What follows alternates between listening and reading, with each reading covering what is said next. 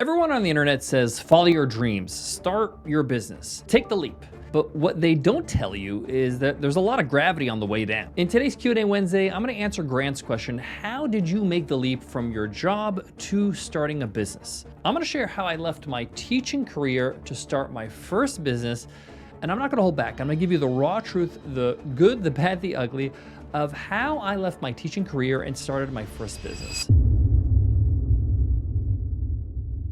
My first career was teaching. I was an English teacher. I taught English as a second language. My first 5-6 years, I was in the classroom teaching my students, but later on I became a manager. I was the head of department, and then I became the chair of my department at the university I was working at. But education was my jam. I had a good paycheck. I had great benefits. I had a long summer break, but all my free time was spent building businesses on the side. I was building side hustles, small experiments. Some made me money, some didn't do so well, and I failed. But I learned a lot in that process. Even during my long summer breaks, I would invest that time into trying to invest in my businesses and try to become better at this game of entrepreneurship. But I never actually made enough money on the side with my businesses to replace my income. But one day I was really frustrated in my job because I was the chair of department. I was actually the acting chair because the chair that was there before, the manager that was there before, left the position, and I took over his responsibilities. And I was doing it for 18 months, and I didn't get a promotion officially. I wasn't getting an increase in pay.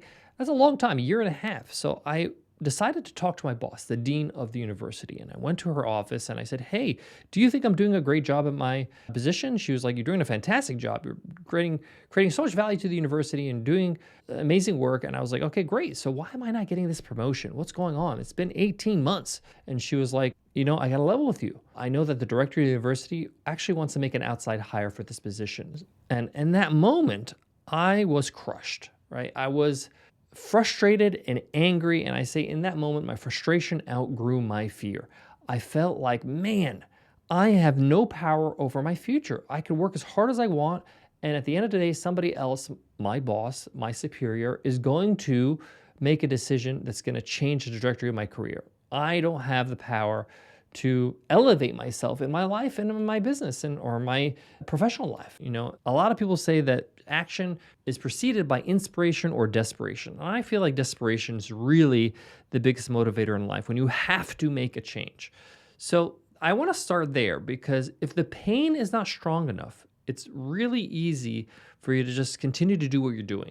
So you got to really want to leave your current situation, and you're willing to sacrifice or even take steps back in your lifestyle in order for you to pursue something new.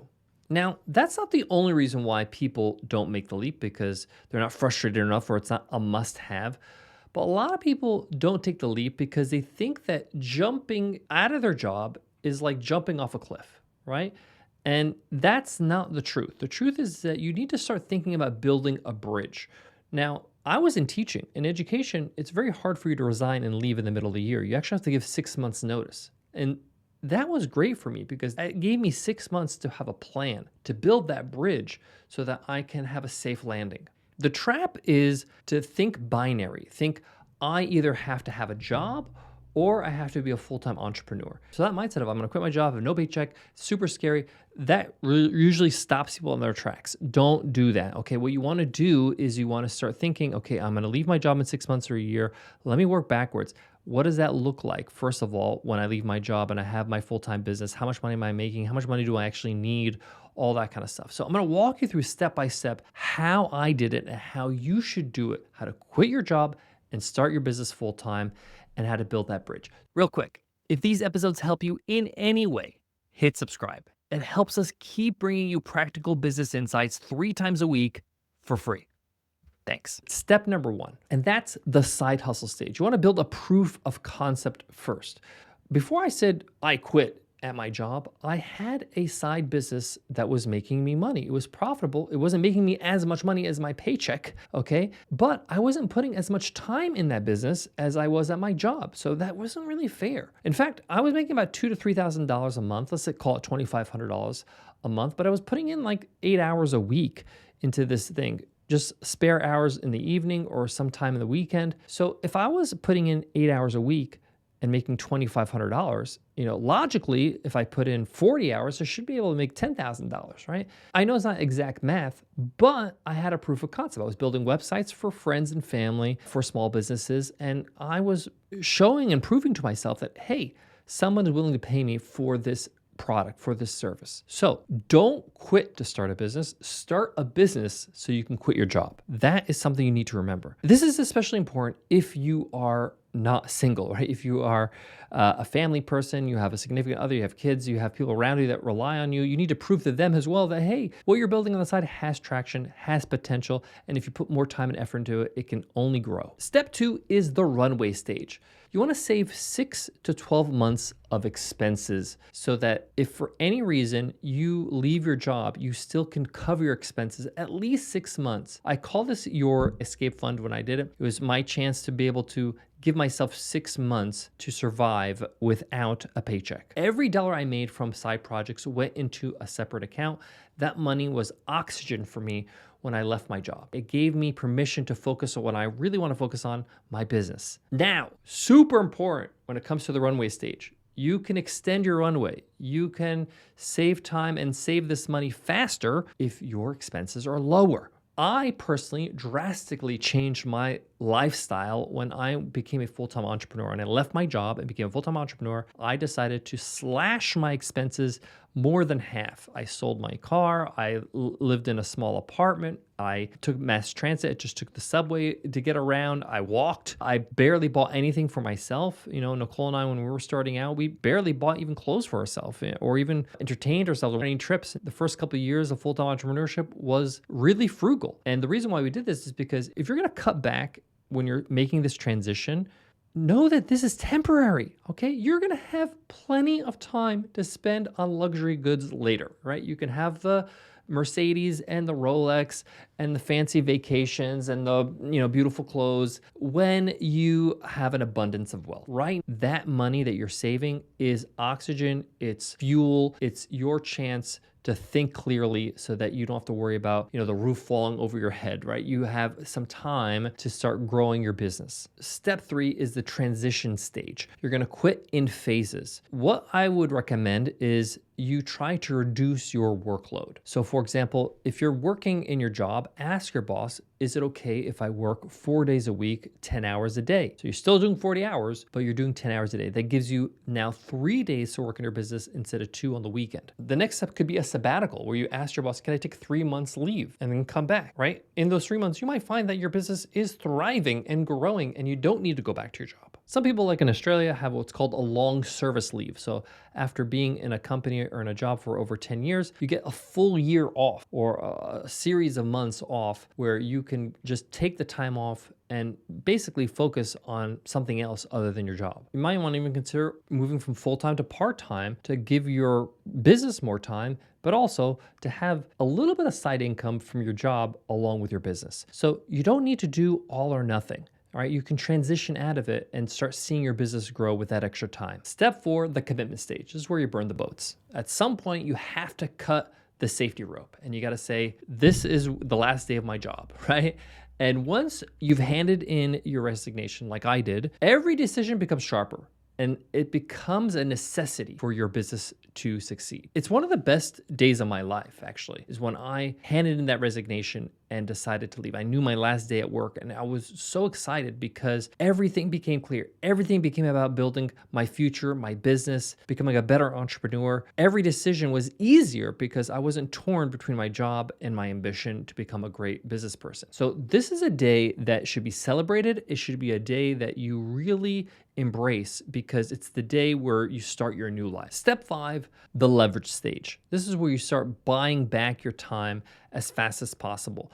The first hire I made was a VA because that freed up so much time. I think it freed up about 20 hours of my week of all this admin tasks. We're talking about calendar management and emails and even like spreadsheets and doing finances, bookkeeping, all that kind of stuff can be outsourced to somebody that can do some data entry. And a lot of stuff can even be outsourced with some AI tools like Fixer.ai, which is a great email AI tool that can kind of save you some time, about 2 or 3 hours a week even. So think about how you can start offloading when you start making some money and you can afford your first hire. And these hires, by the way, are not that expensive, $500, $1,000 a month, depending on if it's part-time or full-time.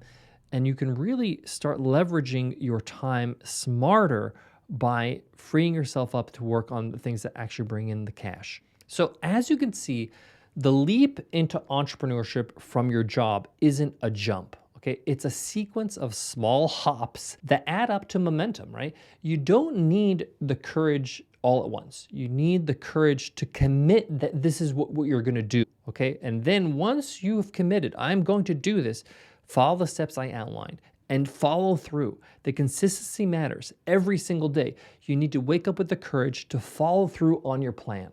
This is what I want you to do as a challenge. I want you to think about leaving your job and I want you to map that bridge this week, right? Step one, write down how much you need to live per month. The minimum, right? It's not what you spend right now. What can you cut back on?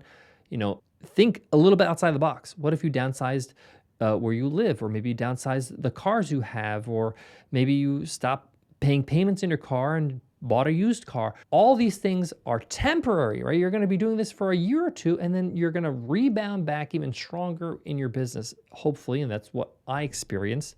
You can't think so short-term and how painful it is right now short-term. So step one, write down how much you need minimum to live per month. Step two, list what income sources you can create to cover that number, meaning that in your business, what are some ways you can be able to start building out income streams, whether it's products, services, support, all kinds of things you could charge for. And then step three, I want you to set a date. Set a date, even if it's a year out from now. Put it on your calendar, circle it, and start moving towards it. Take the steps forward to make it happen, because you're gonna feel so empowered, and it's almost gonna give you this extra energy boost every morning when you wake up once you set that date, because you know that every day you wake up, you're closer to that day. You gotta put your mind to it, you gotta put your ass in gear to make sure that you hit that date ready to go. Once you have a timeline and a plan, the fear actually turns into focus. It allows you to be laser focused and motivated to make it happen. I used to think that quitting my job would be the scariest day of my life. It turned out to be one of the happiest days of my life. It made me feel so empowered. I felt in control again. I felt like the security of a paycheck wasn't that appealing anymore. I actually wanted to build something significant. I wanted to build something that made me feel alive, made me feel like I had meaning again in my life. And I started to realize, wow, I can now have no cap on my earning potential. When you're in a job, there's a cap to how much you can earn, right? In business, there is no cap. You can continue to add more value to the world and continue to earn more. That's exciting. So before I go, I want to leave you with this. You don't need to be reckless to be brave enough to quit your job and start a business. You need to build a bridge, you need to have a plan, and you need to execute every day. It's not like binary, on, off. No, it's, I made a decision, let me take the steps. Each step I take gets me closer to the other side of the bridge. That's how you make the leap the smart way. If this episode gave you any clarity, share it. Share with someone who is standing on the same edge as you, who's thinking about quitting their job, who maybe shared their dream of starting a business with you. Share this episode with them. They'll thank you for it. Also, if you want to continue to learn from me, you want to join my 3 Things newsletter. It takes 5 minutes each week, and it gives you real insights and tips to become a better entrepreneur. Just go to 100mba.net/newsletter to sign up. Thanks so much for listening. If you made it to the end of the episode, you're my kind of person. You're a completionist. You're somebody that likes to invest in themselves, which I love. And you're serious about growing your business, which is what I am, serious about growing my business even till today, 20 years later. What it tells me about you is that, hey, you're somebody that wants to make something happen. You want to make a change, and you're willing to take those steps to change every single day. So thanks so much for being here with me. Continue to tune in so that you can continue to grow and make those changes. All right, I'll check you in the next one.